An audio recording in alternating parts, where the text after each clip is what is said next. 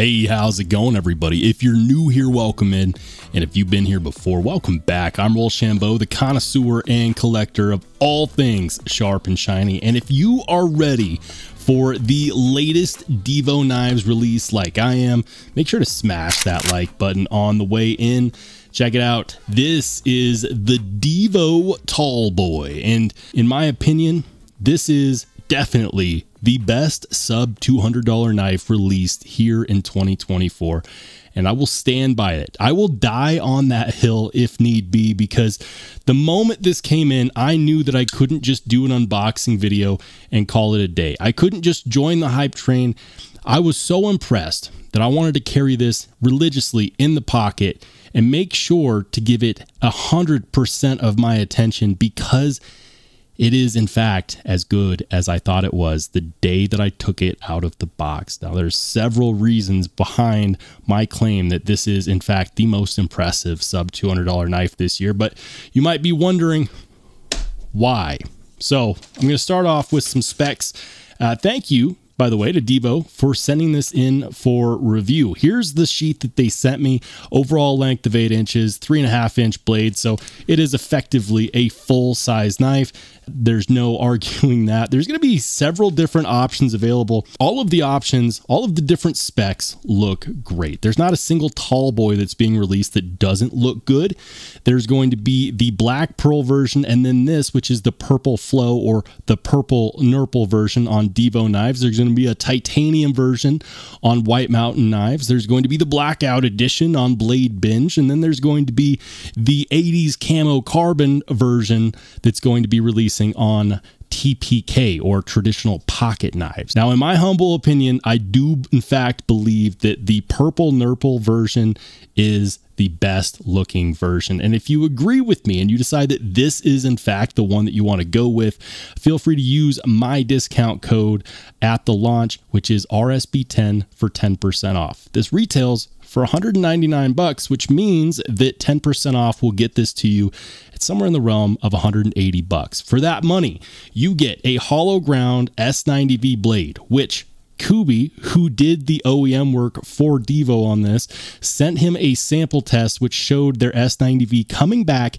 at 62 Rockwell. That is insanity, but I do believe it because Kubi is using a vacuum and cryo heat treat process to get the higher Rockwell numbers on their blade steel, whether it's 14C or M390 or LMAX, or in this case, S90V. Now we have a bidirectional satin finish with a horizontal on the flat, and then of course a vertical on that beautiful hollow ground blade. We've got a 50-50 finger choil, and the only billboarding on this blade whatsoever is going to be the S90V logo right here on the bottom side of that finger choil. Manufacturers and OEMs really need to take note of this. That is perfect. Give me a sterile blade all day long. I don't need the branding there. You know, it's not a deal breaker for me in most cases, but having the blade still there is perfect. Then, of course, we have Divo knives on this single-sided captive pivot, which is, of course, running on ceramic bearings. Check the action. Yeah. Drop it on your thumb, on the thumbnail, not on your thumb, because it will cut you. The action is perfect. That detent is dialed in towards the thumb stud. It is 2 deployment options. That's going to be the deployment window here, and then the thumb stud, which is a double lug. And guys, you get the perfect amount of wind up on that thumb stud. Typically speaking, when given the choice, I will always take a deployment hole over a thumb stud, you know, 7 days a week and twice on Sunday, but there must be 8 days in a week now, because I actually prefer the thumb stud.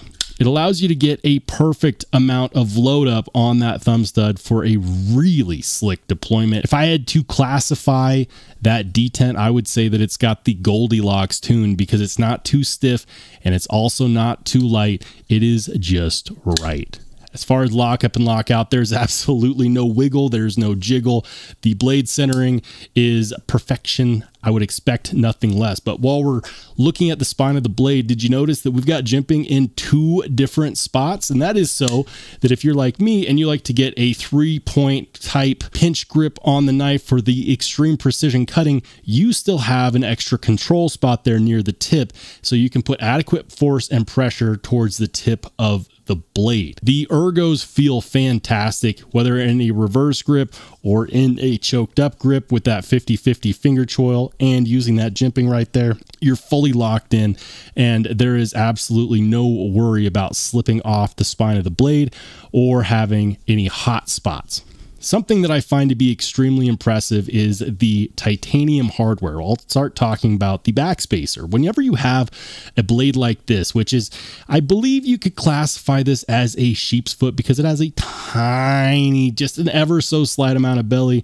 But whenever you have this much blade, and it comes down in a thin hollow grind, the concern that I have with open back designs is that crap in my pockets is actually going to slip between those scales like loose change or keys and ding up my blade.